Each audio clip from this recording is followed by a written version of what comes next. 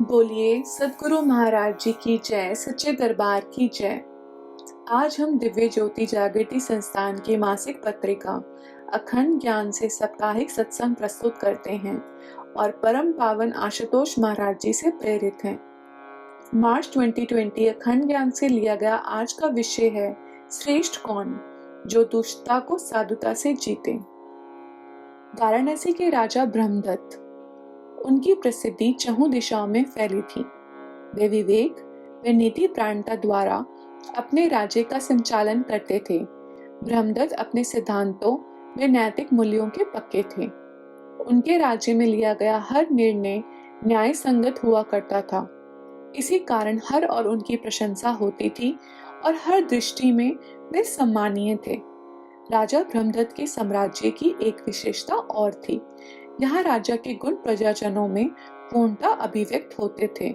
यथा राजा तथा प्रजा की उक्ति पूरी तरह साकार होती थी। जनमानस आपस में परस्पर प्रेम व सौहार्द से रहता था। सभी पूरी सतर्कता व जागरूकता से अपने दायित्वों का निर्वाह करते थे। वहीं राजा के मंत्रियों व राज्य गृह के सदस्यों का जीवन भी सदाचार अथवा नैतिकता के सांचे में डला हुआ था। वे ईमानदारी से प्रजाहित व समाज कल्याण के कार्यों में संलग्न रहते थे। इसलिए ब्रह्मदत्त के नेतृत्व में वाराणसी फल फूल रही थी। राज्य में स्वतः खुशहाली की छटा थी। प्रजा में कहीं कोई विरोध व द्वंद्व का प्रश्न ही नहीं उठता था। एक दिन राजा ब्रह्मदत्त अपने राज्य की व्यवस्था पर मंथन कर रहे थे। वे सोच रहे थे कि उनकी न्यायपूर्ण व सत्य प्रिय कार्य प्रणाली के कारण राज्य में शांति बनी रहती है। प्रजाजनों के बीच भी कोई मतभेद नहीं होता। यहाँ तक कि उनके आपसी लड़ाई झगड़ों के लिए भी दरबार को समय नहीं देना पड़ता।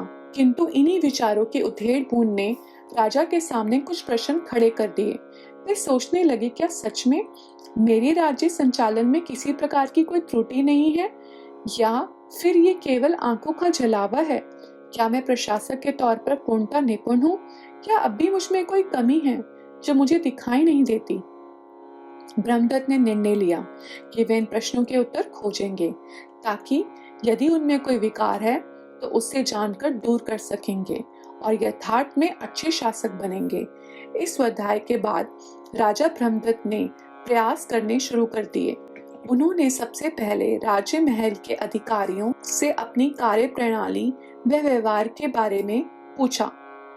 किसी न किसी तरीके से अपने कमियों के विषयों में जानने की कोशिश करी, पर राजभवन में एक भी ऐसा व्यक्ति नहीं मिला जिसने उनकी किसी त्रुटि को उजागर किया हो, बल्कि जिससे भी राजा की बात होती उसने सिर से पांव तक केवल उनकी प्रशंसा के ही पुल बांधे।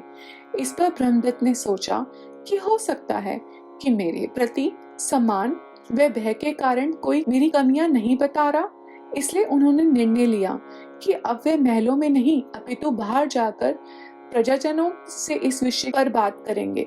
राजा ब्रह्मदत्त ने अब बाहर आम लोगों प्रजाजनों के बीच विचरण करना आरंभ कर दिया। जनता के मध्य पहुंचकर राज्य की व्यवस्था और अपने दोषों के विषयों में पूछा, पर इस बार भी सम्राट को एक व्यक्ति ऐसा ना मिला जो उनमें किसी प्रकार की दुर्बलता को इंगित कर सके। तब नरेश अपनी खोज में शहर की ओर निकल पड़े। शहर वासियों के माध्यम से अपनी गलतियों को टटोलने लगे, किंतु उन्हें वहां भी कोई ऐसा नहीं मिला जो उनमें त्रुटियां ढूंढकर बता पाए, बल्कि सभी ने राजा की प्रशंसा में व्याख्यानों की छड़ी लगा दी। अब राजा ने पुनः गहन विचार किया। वे इस निष्कर्ष पर पहुंचे कि ये उनकी पोषक ही है जो उनमें आम लोगों से प्रजाजनों से पृथक करती है। इसलिए राजा ब्रह्मदत्त ने जन साधारण का वेश धारण किया और अपने रथ चालक सहित रथ पर सवार होकर राजमहल से बाहर निकल पड़े। इस दौरान अपनी अनुपस्थिति में उन्होंने राज्य का कार्यभार मंत्रियों को सौंप दिया, पर अपनी वास्तविकता को छिपाने के बावजूद भी नरेश ब्रह्मदत्त को एक भी ऐसा व्यक्ति नहीं मिला जो उनमें दोष दर्शन करता हो, बल्कि जिससे भी ब्रह्मदत्त मिले उसने राजा को गुणों की खान बताया। इसी कालखंड में कौशल राज्य की अत्यंत समृद्ध था, कारण कि उसके राजा मलिक भी एक न्याय संगत शासक थे। वह भी पूरी निष्ठा व ईमानदारी से अपने कर्तव्यों का निर्वाह करते थे। इसलिए कौशल प्रदेश में हर और प्रशंसा व सम्मान होता था।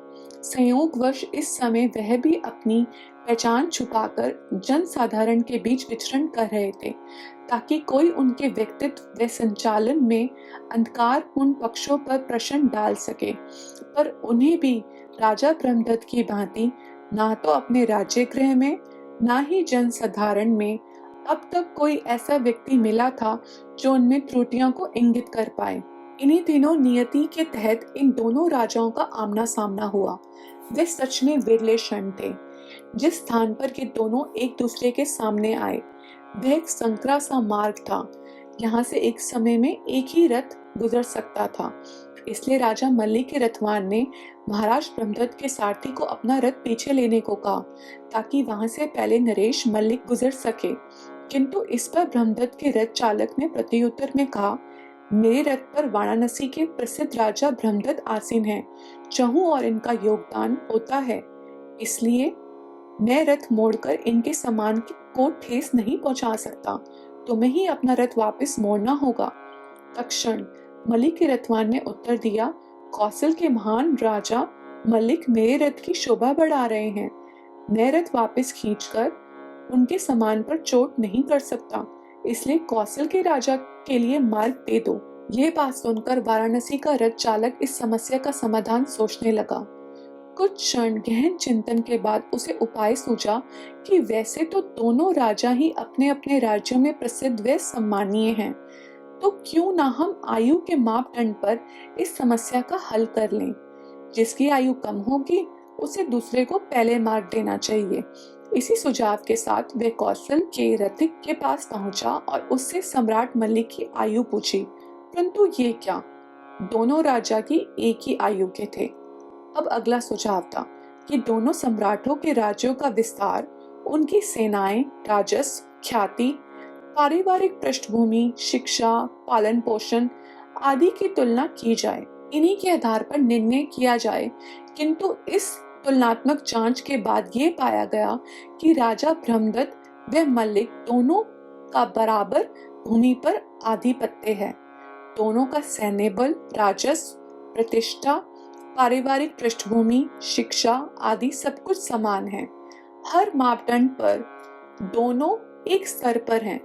अतः अब भी मुश्किल ज्यों की त्यों थी। महाराज ब्रह्मदत्त के रथिक ने पुनः विचार किया। उसके मन में आया कि व्यक्ति की वास्तविक पहचान तो सद्गुणों से होती है। दोनों में जो राजा सद्गुणों या नैतिक मूल्यों में अग्रणी होगा उसके रथ को पहले मार्ग मिलना चाहिए। इसलिए अब उन्होंने राजा मल्लिक के रथवान से पूछा, हे रथिक, तुम्हारे राज्य का व्यवहार कैसा है? वे किस प्रकार राज्य का संचालन करते हैं? प्रति उत्तर में राजा मल्लिक के सारथिक ने बताया, कौशल राज्य के राजा दुष्टों के साथ सख्ती से पेश आते हैं और नरम लोगों के साथ सौहार्दपूर्ण व्यवहार करते हैं। वे भद्रतों को भद्रता से जीतते हैं और अभद्र व्यक्ति को क्रोध से काबू करते हैं। जो जैसा होता है उसके साथ वैसा ही आचरण करते हैं। इसलिए हमारे सम्राट का राज्य संचालन नीतिपूर्ण है। उन्हें ही इस मार्ग से पहले गुजरना चाहिए। अब बारी थी ब्रह्मदत्त के रथिक की। उसने अपने नरेश की नीतियों का बखान शुरू कर दिया। वाराणसी के सिंहासन की शोभा राजा ब्रह्मदत्त की पहचान उनके सिद्धांत व नैतिक मूल्य हैं। वे क्रोध को सौम्यता से विजित करते हैं, आक्रोश से भरे व्यक्ति के साथ स्थिर व शांत व्यवहार करते हैं। महाराज ब्रह्मदत्त दुष्टजनों को मैत्रीपूर्ण व्यवहार से वे मिथ्यावादी को सत्यता से परास्त कर देते हैं। अभावग्रस्तियों के लिए उनके हृदय के कपाट सदा खुले रहते हैं।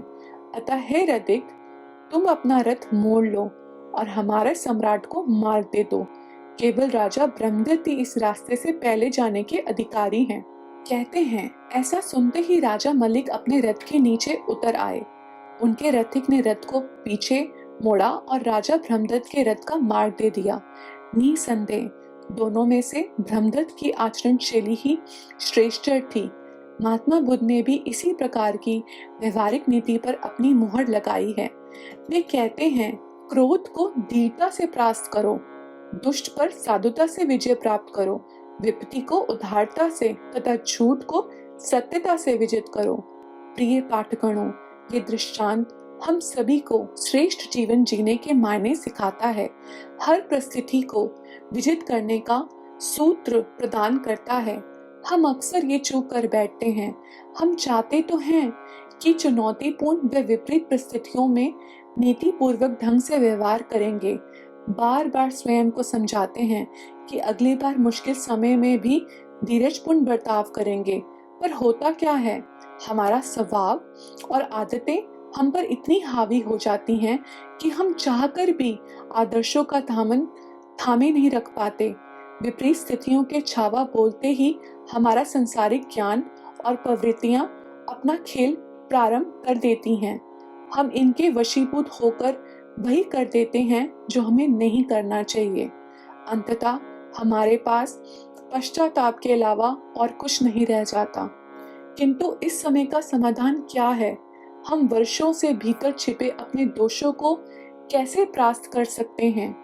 अपनी प्रवृत्तियों व छिछले ज्ञान से ऊपर उठकर सही आचरण कैसे कर सकते हैं? अब जब समस्या हमारे अस्तित्व के मूल से उठती है, तो समाधान ही मूल स्तर से ही जुड़ा होना चाहिए और आत्मिक स्तर ही मनुष्य का मूल बिंदु होता है। कहने का भाव कि मानसिक व भौतिक स्तर से ऊपर उठकर आत्मिक स्तर पर स्थित होना ही इस समस्या का अचूक हल है। यहाँ प्रश्न उठता है कि आत्मस्थित होने का सूत्र क्या है? ब्रह्म ज्ञान अथवा आत्मज्ञान द्वारा ही व्यक्ति अपने केंद्र आत्मा से जुड़ सकता है। इस राज विद्या द्वारा दिव्य चक्षु के जागृत होने पर ही हम आत्मस्थित होने की कला सीख पाते हैं। तत्पश्चात ध्यान साधना में जब हम ईश्वर का दिव्य संग करते हैं, तो हमारे मूल स्वभाव और चित्त में बैठी प्रवृत्तियों तक में परिवर्तन के अंकुर फूट पड़ते हैं। धीरे धीरे हमारे व्यक्तित्व के नकारात्मक पक्षों का स्थान ईश्वरीय गुण ले लेते हैं। इस तरह हम दिव्य व्यक्तित्व के स्वामी बन जाते हैं। यही होता है वास्तविक आंतरिक परिवर्तन। किंतु एक अहम बिंदु अभी भी शेष है। जैसे संसार की किसी विद्या को अर्जित करने के लिए शिक्षक की आवश्यकता होती है, वो भी ऐसा शिक्षक जो वे विषय पढ़ाने में सक्षम हो, वैसा ही इस पर विद्या ब्रह्म ज्ञान की प्राप्ति हेतु भी हमें एक पूर्ण गुरु चाहिए, जिन्होंने अध्यात्म की शैली में सद्गुरु कहा जाता है। इन्हीं की दिव्य अनुकंपा से शिष्य ब्रह्म ज्ञान प्राप्त कर अपने केंद्र आत्मा से संबंध स्थापित कर पाता है।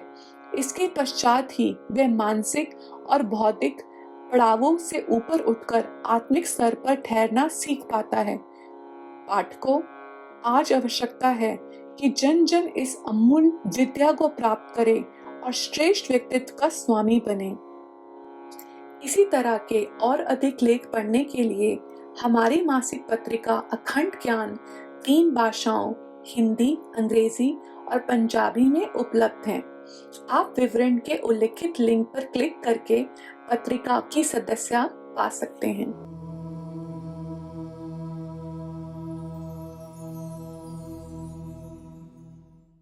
अभी आपने अखंड ज्ञान का सत्संग सुना। सर्वप्रथम मैं इसके लिए आभार प्रकट करती हूँ और आपसे प्रार्थना करती हूँ कि आप सब विश्रामदायक स्थिति में बैठ जाएं।